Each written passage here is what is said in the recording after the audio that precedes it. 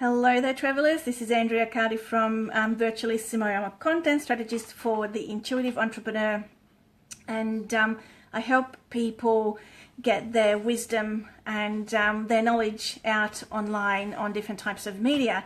This week, I am talking to you about rookie mistakes that people make with their audio and video content. And today, especially, I wanted to talk to you about what happens when you, for example, create a content involving another person, or you want to put your content up on a particular platform. So, for example, here's a scenario. You are having a webinar, and you have a bunch of people attending and all that, and you are recording it, including the little, screens. Hello, the little screens that shows who is attending and who's on via video and audio and all that kind of stuff. You get that on Zoom as well as other webinar platforms. Now, if you are recording your webinar and you want to publish it later on, put it onto YouTube, or put it onto your website, or put it on into a course and what have you, you might need to discuss that with the people who are actually visible in your content, in your video, or whose voices can actually be heard, because there might be some things discussed that they might not be happy to share with the public, or they may not want everybody to know that they've attended that webinar. And that is just one scenario. So when you are involved, whether you are the one being recorded or you're the one doing the recording, make sure that you make it clear what happens with the IP, that's the intellectual property, that once the recording is done. And this is the same thing for audio content as well. You want to make sure that you are absolutely clear about what is happening with the recording, what's being done with it.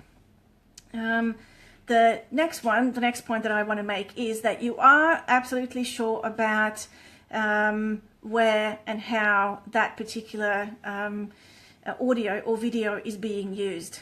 For example, is this going to be something that you put on YouTube, or is this going to be a podcast? Is this going to be something like a piece of content that people will need to pay for?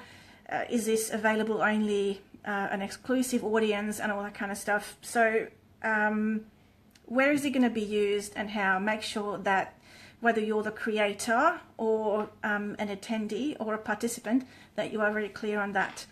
Also, who has the control over the content? Like another scenario, you're being interviewed for a podcast, and it's being recorded, the audio is being recorded. Who has control over the content?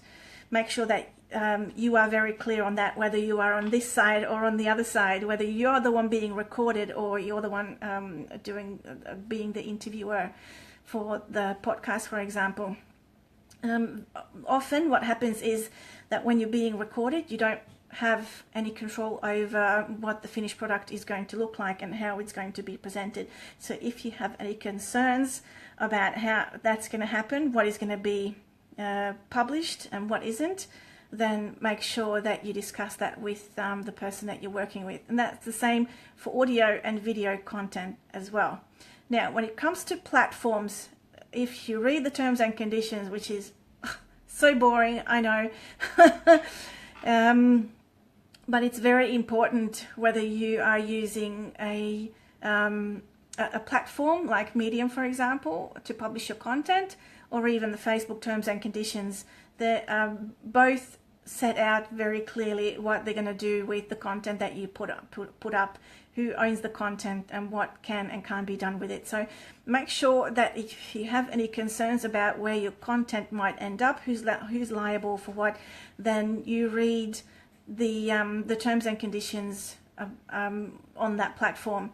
Now, I'm using a bunch of terms here that have legal implications, so if you do have any concerns about intellectual property, copyrights and all that kind of stuff, make sure that you see a lawyer who specializes in that. Don't, ask your Facebook friends, and how did it happen to you? You know, if you need legal advice, go to the person who will give you legal advice. Okay, so all this is just some informational information. Yeah, great English, Andrea.